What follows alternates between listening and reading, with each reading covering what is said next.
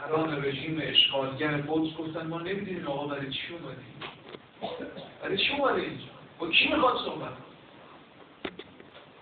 شما یه گوشه عالم اگر یه احتمالی بدید فلان کشور ده‌ها صدها هیئت ده‌ها هزار ساعت وقت کاری میگذارید ببینید چه خبر اونجا، ولی شما رفتید تو این کشور مسخره‌تون کردن، گفتن برای چی اومدید اینجا، با کی میخواید ملاقات؟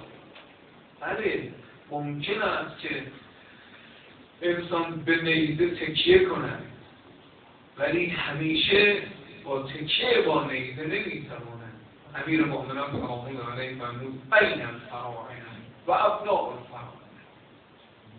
این هشدار به جنایتکاران، ولی در این خطبه حضرت یه هشداری هم به ما مسلمان ها داده. این هشدار ما هم مهمه، فقط این نیست که به دشمن ما اخطار بدیم، نه. امیر مؤمنان سلام علیه فریاد میزند ان تنصر الله ینصرکم و یثبت اقدامکم خذوا من اجسادکم فجودوا بها علی انفسکم. خداوند از شما مسلمان ها یاری خواسته، صریح قرآن ان تنصر الله ینصرکم و یثبت اقدامکم. من یه بیان بسیار لطیفی در این خطبه هست، من به این بیان اشاره کنم، بسیار زیباست، بسیار زیباست. فرماید فلم یستنصرکم من ظلم. فکر نکنید خدا اگه از شما یاری خواست چون خودش قدرت نداشت، نه. له جنود السماوات و آسمان و زمین لشکر خداست. ای خدایی که آسمان و زمین لشکر توست، برای چی از ما کمک کنید؟ چرا به ما بنده ها میگه این تنصر الله ینصرکم، دین خدا رو یاد؟ چرا؟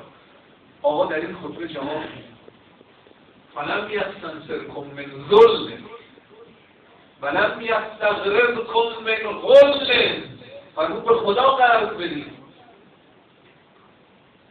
توجه، تصور نکنید خداوند از سر نداری از شما کمک خواسته، نه. انما اراد ان یبلوکم. دنیا داره ابتلا، داره امتحان. ما داریم امتحان میشیم. امروز همه عالم دارن امتحان میشن، همه مسلمان‌های عالم دارن امتحان میشن در این گرفتاری ها. چجور امتحانمون هست؟ آقا به ما چه؟ اونا گرفتاره و متاسفانه با کمال تأسف باید عرض کنم، گفتن بیش از 1 میلیارد مسلم در سراسر عالم امروز در مقابل این فریاد قرآن ان تنصر الله ینصرکم و یثبت اقدامکم دارن بی تفاوت میزنن. ما از امریکا انتظار نداریم، هیچ انتظاری نداریم. از کدام امریکا؟ امریکایی که شما حتما میدانید، این آمار رو نمیدونم چقدر اطلاع دارید، دیدید ندیدید. امریکایی که تا امروز 70 قطعنامه تصویب شده علیه رژیم اشغالگر قدس رو وتو کرد. 70 قطعنامه رو ما از امریکا انتظار داشتیم. 70 قطعنامه رو علیه اسرائیل وتو کردیم. اسرائیل فرزند نامشروع امریکاست. چیزی نیست که ما بگیم امریکا در مقابل این حقوق بشر معلومه. حقوق بشر کجا هست؟ جاش کجاست؟ هر کجایی که خودشون بخواهید. و این حوادث روشن کرد. بعضیا متاسفانه بعد از این انتخابات اخیر امریکا دلخوش بودن به این آقای اوباما. خیلی تو کشورهای اسلامی، ایران، جاهای دیگه خیلی منتظر تغییر و تحول بودن. دیدید در مقابل این همه جنایت، این همه کشتار، این آقا حاضر نشد لحظه‌ای بازی گلف ایام تعطیلات کریسمسش رو کنار بگذاره و یک کلمه در مورد خون ملت مظلوم فلسطین حرف بزنه.